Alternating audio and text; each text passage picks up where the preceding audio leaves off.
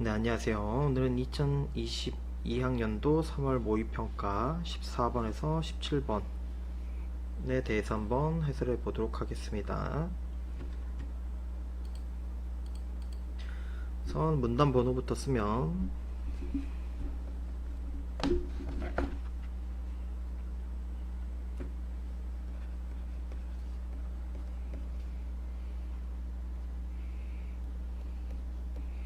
총 4개의 문단으로 되어 있는 글로 그렇게 뭐 길지도 복잡하지도 않은 글이지만 어떤 주장과 그거에 대한 반박 또 그에 대한 반박 이런 것들이 있기 때문에 그 흐름 정도는 아실 필요가 있는 지문이라서 한번 간단히 해설을 해보도록 하죠.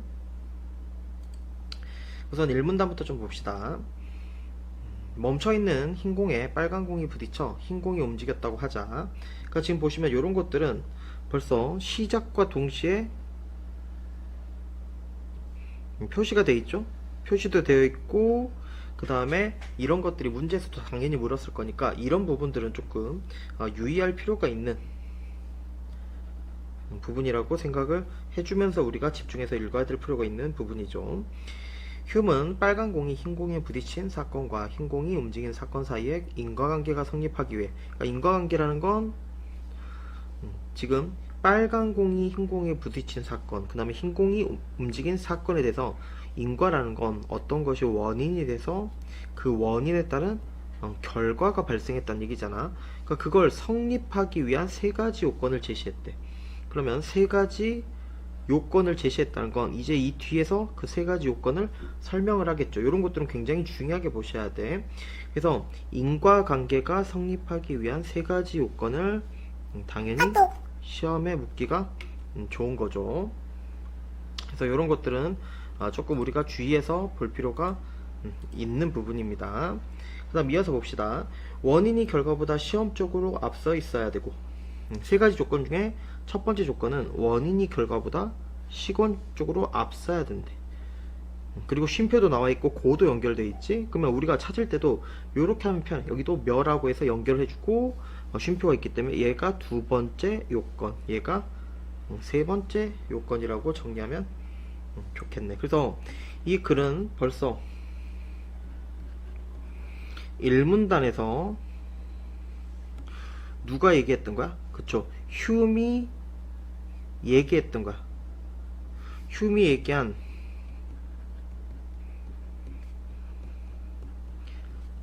인과관계가 성립하기 위한 3가지 요건을 지금 얘기를 한 거죠. 그래서 이 3가지를 우리가 공부할 필요가 지금 있는 거지. 보시면 첫 번째,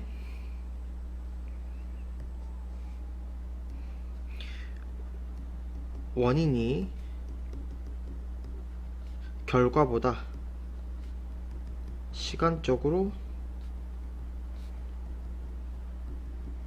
앞서야 한다. 그 다음에 두 번째, 원인과 결과가 시공간적으로 이어서 나타나야 한다. 그 다음에 세 번째, 원인과 결과 사이에, 이게 좀 중요한 개념이지, 항상적 결합이라는 게 있어야 3가지 지금 성립 요건이라고 얘기를 하는데, 우리가 이런 것들은 좀 개념 정의를 할 필요가 있죠. 항상적 결합. 그러니까 우리가 수능 독서, 특히 모의고사는 이렇게 어퍼스트로피가 되어 있는 것들 있잖아. 또는 음영 표시가 되어 있을 수도 있고, 문학 같은 경우는 주로 음영을 해가지고 진하게 표시가 되어 있는 단어들이 보일 거야.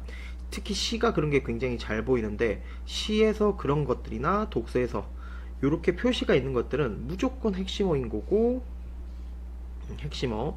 그리고 글에서 보면 보세요.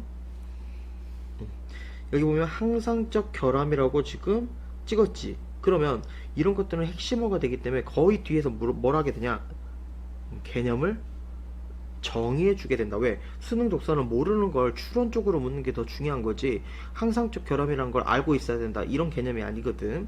그래서 뒤에 보면 요게 벌써 항상적 결합에 대한 설명을 해주고 있는 거지. 그래서 비슷한 상황에서 같은 방식으로 공이 움직여 부딪힌다면 같은 식으로 공들이 움직임이 나타나야 된다. 이거를 항상적 결합이라고 얘기를 지금 하는 거죠. 항상적 결합이란 건 비슷한 상황에서 같은 방식으로 공이 움직여서 부딪힌다면 같은 식으로 공들의 움직임이 나타나는 것, 이거 자체를 지금 항상적 결합이라고 지금 얘기를 하는 거지. 그래서 이 일문단은 휴메의 세 가지 인과관계가 성립하기 위한 요건을 설명을 하고 그거의 부연 설명으로 항상적 결합이란 걸 지금 얘기를 했네. 그래 놓고 그러나가 나왔어. 그럼 지금까지는 누구에 대한 얘기야? 휴메에 대한 얘기였다면 이제 여기가 이제 중요하죠. 누구의 이야기야? 리드라는 사람, 이 작품에서 계속 건드리게 될 리드의 이야기지. 휴메이 말하는 세 가지 조건이 성립하는 경우에도 인과관계가 성립하지 않는다. 그는 오직 자유의지를 가지는 행위자만이 원인이 될 수 있다. 그러니까 지금 인과관계라는 건 원인과 결과라 했잖아. 그러니까 이런 원인과 결과의 세 가지를 휴메이 얘기를 했더니 리드가 하는 얘기가 뭐라고 하는 거야? 이 세 가지가 다 성립이 돼도 인과관계가 성립하지 않는다. 왜? 그 이유는 원인은 뭐 때문이다? 자유의지를 가진 행위자만이 원인이 될 수 있기 때문이다 라고 지금 얘기를 하는 거지. 그러면서 여기서가 지금 중요하죠. 그러면서 리드는 이게 다 뭐 돼도 성립되어도 인과관계 안 된다. 이유가 지금 뭐라고 설명하고 있어? 그치. 자유의지를 가진 행위자. 여기서 오늘 계속 행위자란 말이 많이 나올 텐데 이 행위자만이 뭐가 될 수 있다? 원인이 될 수 있다라고 지금 리드가 설명을 한 거죠. 그 다음 2문단으로 한번 내려가 봅시다. 이 1문단의 휴메의 세 가지 요건과 그걸 성립해도 리드는 성립하지 않는다. 인과관계가 성립하지 않는다고 하면서 자유의지를 가진 행위자의 중요성을 지금 얘기를 했는데 2문단으로 가시면 어떤 내용이 나오는지 한번 볼까요? 이 행위자 인과이론, 그치? 리드가 지금 여기서 행위자만이 원인이 될 수 있다 했고 그거에 따라서 인과관계가 이렇게 되는 거죠. 그래서 뭐라고 얘기해? 행위자 인과이론이라고 얘기를 하는 거야. 리드는 원인을 뭐라고 얘기하고 있어? 그렇지. 또 보이죠? 요렇게 정리가 되는 거지. 원인을 양면적 능력을 지녔으며 그 변화에 대한 책임 있는 존재로 규정했다. 그리고 지정했다. 그리고 나서 가장 중요한 건 그리고 행위자는 결과를 산출할 수 있는 능력을 소유해서 그 능력을 발휘할 수 있고 그 변화에 대해 책임을 질 수 있는 주체이다. 그러면서 이 리드는 뭐라고 얘기냐? 진정한 원인은 누구다? 행위자다. 앞에서 얘기했던 행위자다 라고 지금 얘기를 하죠. 그러면서 이에 따르면 그럼 뭐 하는 거야? 예시를 들은 거지. 그럼 얘도 한번 정리를 해볼게요. 이게 무슨 말이냐?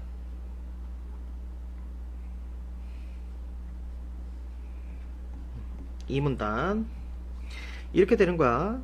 지금 위에서 요렇게 얘기하는 걸 우리가 지금 무슨 이론이라고 하는 거야? 행위자 인과 이론이야. 이걸 리드는 행위자 인과 이론이라고 했는데 여기서 리드는 뭐라고 얘기하냐? 지금 리드가 말하는 것들은 좀 표시를 해놓는 게 중요하겠지. 리드가 한 말이 이렇게 얘기를 합니다. 원인은 뭘 지녔다? 양면적 능력이 있다. 그리고 그 변화에 책임이 있는 존재다 라고 규정을 하고, 그러면서 이 원인, 진정한 원인은 누구다? 행위자다 라고 지금 얘기를 하는 게 행위자 인가 이론에서 얘기하는 리드의 견해라는 거지. 그럼 여기서 우리가 또 이거 양면적 능력이 지금 정리가 되어 있으니까 이거에 대해서 한번 살펴봐야 되는데, 이 양면적 능력은 이렇게 보면 돼. 어떤 변화가 나타났어. 그럼 변화를 산출할 수 있는 능력이 있겠지. 근데 반대로 변화를 산출하지 않을 수 있는, 산출하지 않을 수 있는 능동적 능력. 그러니까 변화를 산출할 수 있는 능력도 있고 변화를 산출하지 않을 수 있는 능력도 있는 거야. 그러니까 자기가 선택하겠지. 그러니까 지금 뭐라고 표현했어? 능동적 능력이라고 표현했는데, 그래서 산출하는 능력과 산출하지 않을 수 있는 능력 두 가지가 있죠. 그래서 양면적 이라고 지금 표현하지. 그래서 우리가 문학이든 독서든 우리 국어에서 양면이라는 건 문학이라면 보통 표면과 이면이라 해서 두 가지 면이 있다라고 얘기를 하는 개념이기 때문에 거의 뭐 이중적이다 라고 보셔도 거의 비슷한 용어로 많이 사용이 되겠죠. 그래서 이중적 능력이라고 하셔도 되고, 양면적 능력, 그래서 변화라는 게 있을 텐데 그 변화를 산출할 수 있는 능력도 있고 산출하지 않을 수 있는 능력도 있어서 능동적으로 행동한다는 거지. 그리고 이 행위자 인과이론에서 진짜 중요한 건 진정한 원인은 행위자다 라고 얘기했던 게 이 문단의 내용이네. 그러면 여기가 굉장히 재밌는 내용이야. 그러니까 지금 여기서는 이 문단에서는 리드에 대한 얘기를 했잖아. 그래서 리드는 진정한 원인을 행위자라고 하면서 양면적 능력을 얘기를 했어. 그러면서 예를 들은 게 빨간 공이 흰 공에 부딪혔대. 그러면 만약에 빨간 공이 이렇게 있었어. 근데 만약에 지금 얘가 흰색을 하면 색깔이 안 보일 테니까, 빨간 공이 흰 공에 부딪혔다는 거죠. 그래서 와서 부딪혔어. 그러면 여기 있는 흰 공은 어떻게 되겠어? 움직일 수는 있지. 근데 부딪혔는데 안 움직일 수는 없는 거지. 그러면 얘는 부딪혀서 움직임이 생겼기 때문에 움직일 수는 있지만 움직이지 않을 수 있는 능력은 없기 때문에 이 리드에 따르면 양면적 능력이 없는 거야. 그러면 양면적 능력이 있어야 진정한 행위자라고 했잖아. 그럼 얘는 행위자가 될 수 없다는 얘기지. 그래서 공은 행위자일 수 없다. 개념이 이해되시죠? 그래서 이 문단이 이렇게 보시면 좋아요. 얘가 지금 원인이 되는 거야. 원인. 정리를 해보면 이 문단이 이 리드가 말한 게 원인이 돼. 그래서 이 원인에 따라서 뭐가 발생을 하냐? 3문단 내용에 대한 이 원인이 되어 3문단이 이 리드의 원인에 따른 결과 문단이다 라고 보시면 훨씬 좋을 거야. 결과라는 건 이 원인이 뭘 미쳤다는 얘기야? 영향을 미쳤다는 거지. 그래서 이 결과가 영향을 받은 문단이라 생각하시면 되고, 이 문단은 원인. 그래서 이 문단에서 원인을 줘서 3문단에 결과가 발생했다, 영향이 주어졌다 라고 해석을 하시면 좋겠죠. 그럼 3문단 봤더니 경험론자인 리드는, 요거 굉장히 중요한 말이 나왔네. 우리가 지금 계속 핵심적으로 보는 게 리드인데 경험론자라는 게 뭔지 좀 설명이 필요하겠지. 그래서 여기로 와보시면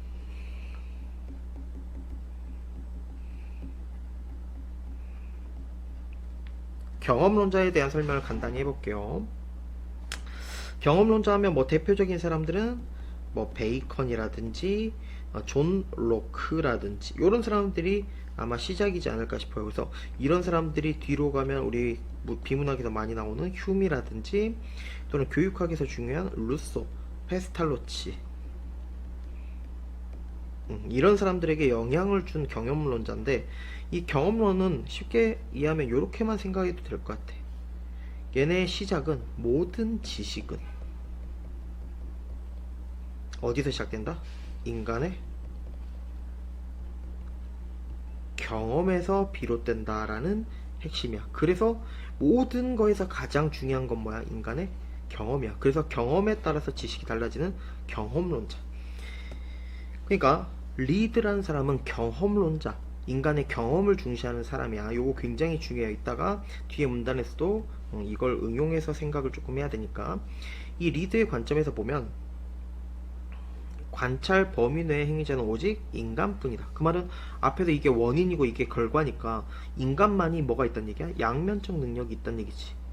변화가 있을 때 변화를 산출할 수도 있고 산출하지 않을 수 있는 능동적 능력을 지닌 것은 인간밖에 없다라는 얘기를 지금 하고 싶은 거죠. 그러면서 만일 그러면 이건 벌써 뭐 한 거야? 전제를 깔면서 뭔가 예시를 지금 들고 있다는 게 보이지. 그래서 여기서 조금 초점을 제가 이렇게 한번 잡아 볼게요.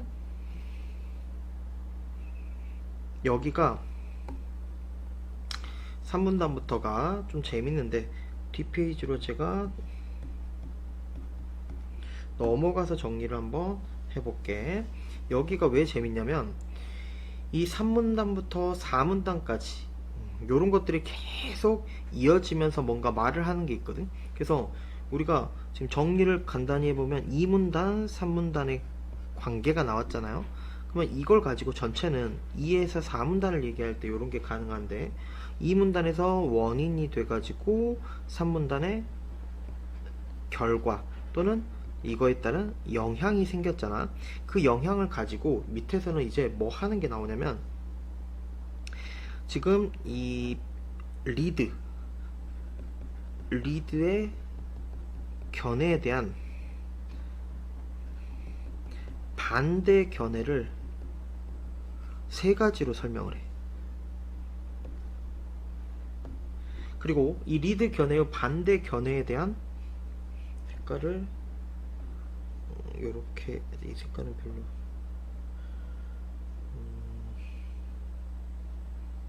색깔이 좀 진한 게 있으면 좋겠는데 이 리드의 견해에 대해서 반대 견해가 나오면 이 반대 견해를 누가? 그렇죠, 리드가 반박하는 견해가 또 3개니까 여기도 3개로 나온다는 거지. 그래서 이게 지금 이제 뒤에 문단에서 계속 나오는 내용이기 때문에 요걸 정리하는 게 굉장히 중요할 수가 있다는 거지. 우선 여기 보면 뭐라고 나왔어요?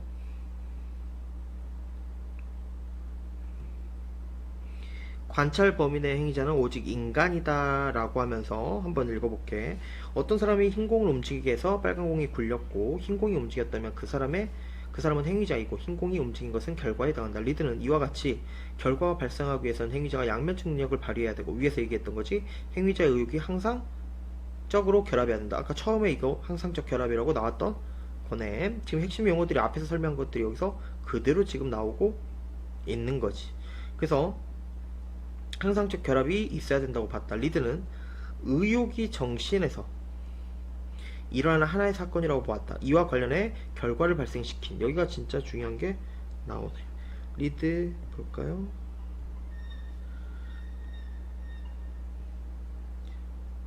결과를 발생시킨 양면적 능력 발휘에 결합한 의욕이 이게 있어야 된다고 리드가 위에서 얘기를 했잖아. 그 의욕이 또 다른 양면적 능력의 발휘로 나타난 것이며 그것은 또 다른 의욕을 필요로 한다는 주장이 있을 수 있다. 이때 주장은 지금 누구의 주장이야? 그쵸, 리드에 대한 반대 견해가 지금 나온 거야. 그래서 리드에 대한 반대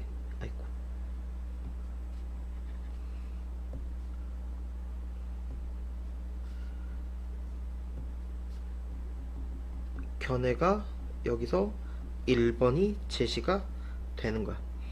여기서 반대 견해를 제시했더니 그 밑에 바로 뭐라고 나오냐? 이러한 주장에 관련해서 누구는? 리드는 이라고 하면서 리드의 주장이 우리가 색깔을 이 부분은 이렇게 한번 정리를 해볼게요. 반대 견해는 요 색깔로 한번 해보고 그 다음에 리드의 주장은 이 색깔로 한번 정리를 해볼게.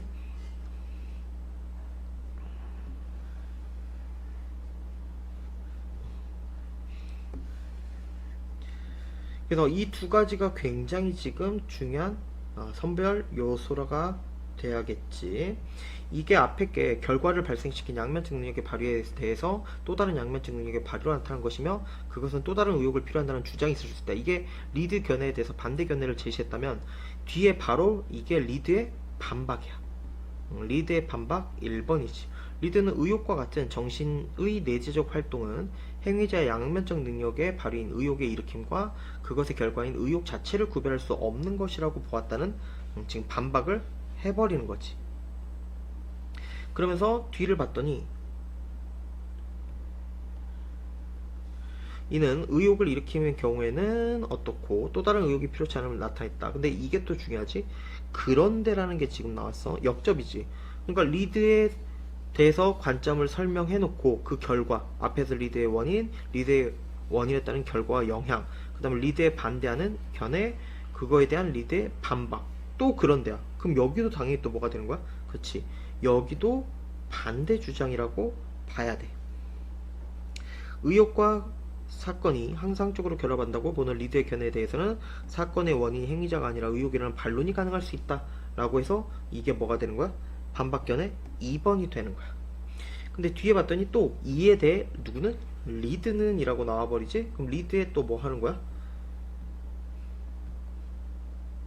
그렇죠. 리드의 반박에 대해서 지금 설명을 해버리는 거지. 리드는 어떻게 반박을 했냐? 항상적 결합만으로 인과의 필연성을 정당하지 못한다는 논리로 자신의 이론을 뒷받침하면서 반박을 해버리는 거야.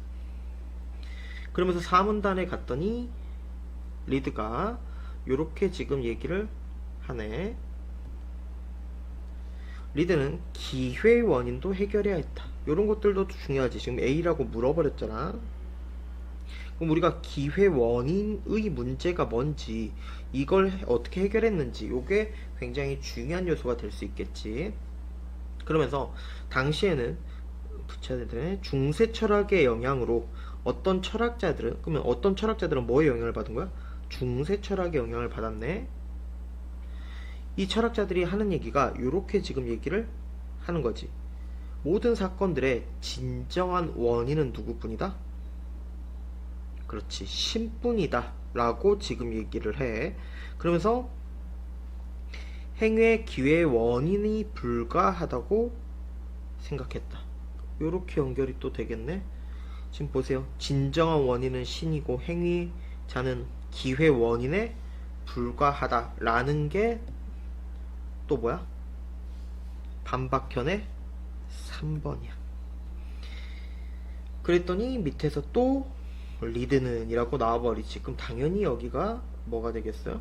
그렇죠. 얘가 반박 2였다면 여기는 반박 3이 되는데, 반박 3은 이렇게 되죠. 리드는 경험주의 관점에서, 지금 위에는 신중심이었지, 그거를 배격했는데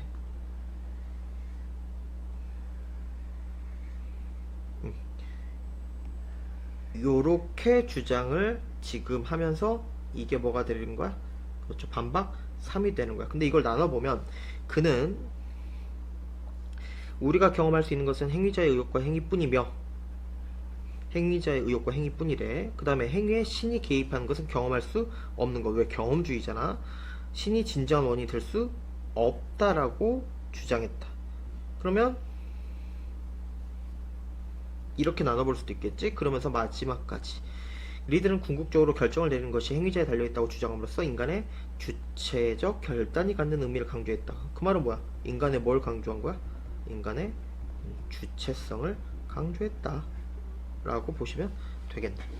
그래서 정리를 해보면 이렇게 되는 거야. 지금 3문단에서 결과를 하고 4문단에 왔는데, 4문단의 배경 지식이 뭐냐면, 4문단이 신중심에 영향받은 학자랬어. 지금 그들 입장에서 누구를 반박한 거야? 리드를 반박한 거잖아. 근데 이 리드는 무슨 중심이야? 신중심이 아니라 경험 중심이라는 거지. 그래서 요 차이가 굉장히 심하다고 보셔야지. 신중심이라는 건 모든 세상은 신이야. 그러면 인간이란 존재도 어떻게 봐야 돼? 신이 만든 목적이 있으면 그 목적을 달성하는 수단이 인간이 되는 거지. 근데 경험 중심은 인간 중심이죠. 그러니까 이 신중심이 완전 대비되는 거지. 인간이 자기가 한 경험을 중심으로 모든 이론은 그 경험에 바탕을 한다는 이론이니까. 그래서 우리가 앞에서 얘기했던 게 그런 거야. 중세 철학의 영향을 받은 철학자들은 신중심의 세계관에 영향을 받았겠지. 그러니까 진정한 원인은 누구밖에 없다고 봐? 신밖에 없다. 그리고 행위자는 기회의 원인에 불과하다. 그치. 근데 지금 리드는 앞에서 얘기했듯이 경험론자. 그러니까 경험주의 관점에서 이걸 배격했다는 얘기야. 이 세 번째 반대 견해가 신중심의 사고에서 온 거니까. 그러면서 우리가 경험할 수 있는 것은 행위자의 의욕과 행위뿐이야. 그치. 신과 관련된 게 아니잖아. 그 사람이 경험한 거니까. 그러니까 두 번째도 이렇게 나오죠. 행위에 신이 개입하는 것을 경험할 수 없는 것이기 때문에 신이 사건의 진정한 원인이 될 수 없다. 인간의 경험이 진정한 원인이라는 얘기지. 이들은 궁극적으로 결정을 내린 것은 행위자. 왜? 이들이 경험하고 이들이 경험한 걸 바탕으로 이론을 만들고 그거에 따라서 뭐 한 거다? 주체적으로 결단 내리는 거다 라고 보는 게 리드의 견해라고 보시면 되겠죠. 그래서 결국 견해가 지금 제가 보이시죠? 이 색깔로 표현한 반대 견해 세 가지와 리드의 반박 세 가지를 제가 한번 정리를 해봤으니까 그걸 한번 간단히 써보도록 합시다. 써보면 뭐 어렵진 않습니다. 내용 자체는 어렵진 않은데 요렇게 말이 되어야겠지. 반대견에 보시면 첫 번째 반대견에서는 이렇게 처음 얘기했지. 결과를 발생시킨 양면적 능력 발휘에 결합한 의욕이 또 다른 양면적 능력의 발휘로 나타난 것이고, 그것은 뭘 또 필요로 할 수 있다? 그것은 또 다른 의욕을 필요로 할 수 있다라고 지금 반대 견해를 펼쳤더니 리드가 여기에 대해서 뭐라고 얘기했어? 여기서 말한 의욕이라는 건 행위자 관점에서 양면적 능력의 발휘인 의욕을 일으킴과 지금 이게 뭐가 됐다는 거야? 발휘된 거야, 능력이. 그것의 결과인 의욕 자체를 뭐 할 수 없다? 얘하고 얘를 구별할 수 없다라고 지금 반박을 해버린 거야. 그 다음 두 번째 봤더니, 두 번째 반대 견해를 가진 사람들은 이렇게 반대를 하지. 사건의 원인이 행위자가 아니라 의욕이다 라고 반대 견해를 펼쳤어. 그랬더니 뭐라고 얘기하냐? 항상적 결합. 앞에서 우리가 항상적 결합이라고 얘기를 했던 게 여기 있었죠.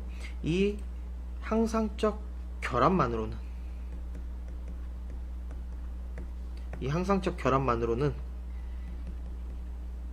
인과의 필요성을 정당화하지 못한다 라고 반박을 해버리지.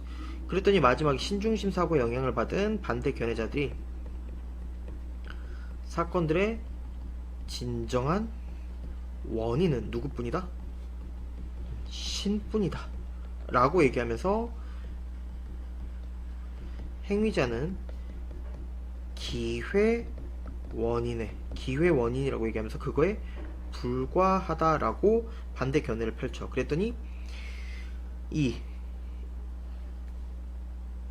리드는 신중심이 아니라 뭐라고 봤어? 경험 중심이잖아.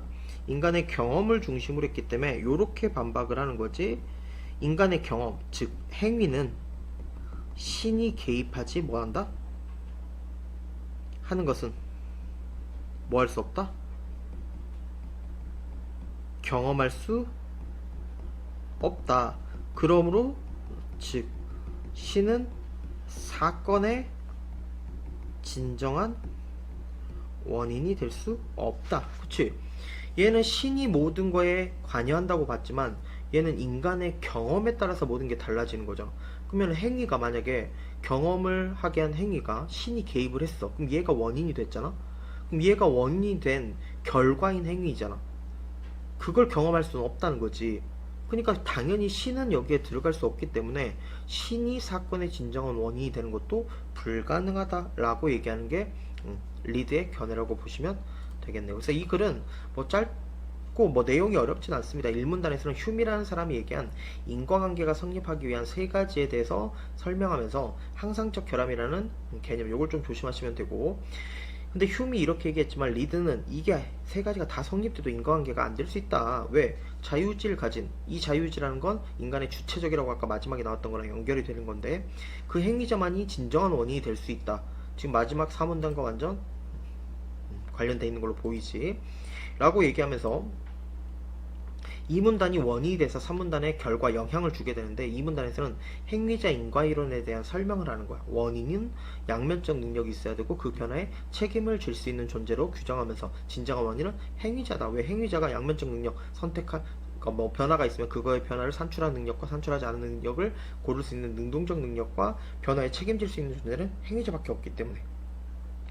그랬더니 이 경험론에 비롯한 리드의 견해에 대해서 이 2문단부터 4문단까지 해가지고 세 가지의 반대 견해와 리드의 그거에 대한 반박을 설명하고 있는 글이다 라고 보시면 될 것 같습니다. 내용 자체는 뭐 그렇게 어려운 건 없었다고 보이네요. 그래서 우리가 문제로 들어가서 문제부터 한번 뭐 간단히 살펴보도록 하죠. 봅시다. 인간은 요건 리드의 견해니까 지금 우리가 반박과 리드의 경험 중심의 사고를 기반으로 생각을 해보면 되겠네. 1번 인간은 자유의지를 지닌 존재로 행위자가 될 수 있다. 지금까지 계속 얘기했지. 모든 문단에서 가능하고 주체적, 이거 여기서도 뭐 대놓고 보이네요. 2번 변화를 산출하는 능력을 지닌 모든 존재는 행위적이다. 틀렸지. 모든 존재가 아니잖아. 아까 뭐라 그랬어? 양면적이라고 하면서 변화를 산출하지 않은 능력이 있는 존재도 있었지. 답은 바로 나왔네요. 2번 인간의 의욕은 정신에서 일어나는 하나의 사건으로 할 수 있다. 이거 뭐 한 단어로 줄이면 이게 의욕이 되겠지. 항상적 결합은 존재하더라도 행위자가 존재하지 않는 경우에는 원인을 발견할 수 없다. 그치? 왜? 진정한 원인이 누구니까? 행위자니까. 뭐 휴미 제시한 세 가지 조건이 모두 충족된. 그치? 1문단에서 리드가 마지막에 얘기를 했죠. 인과관계가 성립하더라도 성립하지 않을 수 있다 라고 하면서 가능했네. 그 다음에 두 번째 문제로 한번 가볼게요. 기억. 기억은 이것도 뭐 중요했던 내용이라고 보이는데,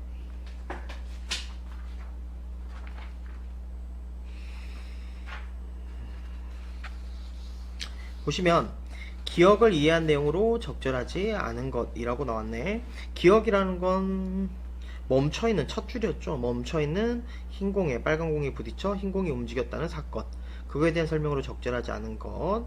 1번 리드는 빨간 공과 흰 공에는 양면적 능력이 존재하지 않는다고 보겠군. 맞죠? 앞에서 우리가 양면적 능력이라는 건 변화에 산출할 수 있는 능력과 산출할 수 없는 능력이었잖아. 근데 흰 공이 와가지고 아니지 빨간 공이 와가지고 흰 공을 부딪혔어. 그럼 이 흰 공은 뭐 할 수밖에 없어? 움직일 수밖에 없었잖아. 그러니까 변화를 산출하지 않는 능력이 없었지. 그러니까 얘네들은 존재하지 않겠다고 우리가 판단이 가능하네. 2번 리드는 빨간 공과 흰 공의 움직임에는 시공간이 이어지지 않는다고 이어진다고 보았죠. 답은 2번이 틀렸었네요. 이게 왜 이어진다고 판단할 수 있어? 아까 우리가 휴미 세 가지를 얘기하면서 뭐라 그랬어? 인과관계가 성립하기 위한 세 가지 요건이 원인과 결과가 시공간으로 이어져야 되고 원인 결과의 항상적 결합이 있어야 된다잖아. 그리고 나서 뭐라고 했어? 이게 다 성립해도 인과관계가 성립하지 않는 예가 있다고 얘기를 했었지. 그러니까 이런 것들이 휴미 얘기한 거에서 기본적으로 깔려 있는 거기 때문에 답은 2번 가능하다고 보셔야 되고, 그 다음에 16번 A에 대한 설명으로 적절한 것은, A는 아까 기회의 원인에 대한 문제였지. 이거로 가장 적절한 것 한번 볼까요? 1번 A를 제기한 철학자들은 리드의 행위자 개념을 긍정했다. 아니죠. 부정한 사람들이 이걸, 보이죠? 이 문제도 해결해야 되는데 이걸 누가 제시했어? 신중심의 사고를 가진 사람들이 했으니까 부정했다고 볼 수 있겠지. 2번 A와 관련한 리드의 대응은 행위자인 인간의 주체성을 부과했다. 이거 마지막에 나와 있었지. 주체성, 주체적 결단이라고 아까 나왔었죠. 아까 여기 주체적 결단 나와 있었네요. 답은 2번. 쉽게 뭐 2번 고를 수 있겠고, 3번 볼까요? A의 해결을 위해서 리드는 행위자가 기회의 원인이 될 수 있음을 입증했다. 틀렸지. 입증한 게 아니지. 지금 오히려 아까 배격했다라고 얘기했잖아. 왜? 이전에 신중심의 사고에서 영향받은 사람이 말을 했기 때문에 뭐 중심에서? 경험주의 중심에서 배격했다고 해야겠지. 틀렸네. 4번 A를 제기한 철학자들은 인간 행동을 일으키는 진정한 원인을 이걸 제기한 사람은 뭐에 영향을 받았어? 인간의 경험이 아니라 신중심. A를 제기한 철학자들은 인간 행위의 원인을 일상에서 경험할 수 있는 사건. 틀렸죠? 아니라니까. 이렇게 하려면 뭐야? 경험주의지. 틀렸죠. 그래서 답은 찾을 수 있겠고, 마지막 문제입니다. 철학자들이 나누는 가상의 대화의 일부이다. 윗글을 바탕으로 가에 들어갈 내용을 추론했을 때 가장 적절한 것은, 리드에 따르면 의욕은 행위자의 양면적 능력에 발휘에 결합하는 것입니다. 그렇다면 그 능력의 발휘에는 또 다른 의욕을 필요로 합니다. 이 연쇄는 끊임없이 이어질 수 있고 의욕에 선행하는 의욕이 무한히 필요해집니다. 그렇다면 행위자는 어떤 의욕도 일으킬 수 없어 어떤 행동도 할 수 없어야 합니다. 의욕의 무한 후퇴 문제를 제기한 것이군요. 리드는 뭐뭐라고 보았습니다. 이러한 입장에서 그 문제는 해소될 수 있습니다. 그러니까 의욕의 무한 후퇴 문제를 리드가 어떻게 해소했는지에 대한 답으로 적절한 것을 골라봐라 라는 문제가 될 수 있겠지. 1번 의욕과 무관하게 정신적 사건이 결과가 될 수 있다. 아니지. 의욕은 어디서 일어나는 거야? 그쵸, 정신에서 일어나는 거야. 그래서 정신에서 일어나는 하나의 사건이라고 보아야 되기 때문에 1번은 틀렸네요. 2번 양면적 능력 발휘에는 의욕이 항상적으로 결합한다. 이거는 근데 의욕의 연쇄에 대한 답이라고 보기에는 힘들죠. 3번 양면적 능력의 발휘와 그 결과로서의 의욕은 구별될 수 없다. 앞에서 계속 했던 얘기고. 4번 의욕의 또 다른 의욕이 선행하는 연쇄는 관찰의 범위하고 전혀 상관없는 문제이기 때문에 틀렸네. 5번 의욕을 일으키는 양면적 능력은 변화를 산출하지 않을 수, 이것도 마찬가지죠. 관련이 전혀 없는 내용이네요. 답은 3번이라고 보시면 되겠네요. 그래서 오늘도 한번 기출을 하나 살펴봤습니다. 우리가 이 지문 같은 경우는 너무 해야 될 게 명확했던 지문이라고 보시면 돼요. 그래서 1문단에서 훔의 세 가지 요건과 그걸 성립하더라도 리드가 어떻게 받는지, 그 다음에 리드가 행위자 인과 이론이란 걸 얘기했는데 양면적 능력과 그 변화에 책임 있는 존재로 규정을 하고 진정한 원인은 행위자에 있다 라고 했던 부분, 그 다음에 2문단이 원인이 돼서 3문단이 결과가 되는데 2문단부터 4문단까지는 세 가지의 이 리드의 견해에 대한 반박 견해와 리드의 반박, 요런 걸로 구성이 되어 있는데 그 중심에는 신중심과 경험 중심의 사고 차이, 그거에 따른 세 가지 반대 견해와 반박, 요렇게 정리를 하신다면 내신이든 이 작품을 한번 해설하는 데든 큰 상관이 없을 거로 생각이 되니까 정리 잘 해보시면 되겠습니다. 오늘도 이걸로 아마 마치고 다음 시간에는 또 다른 독서를 한번 찾아뵙도록 하겠습니다. 고생하셨습니다.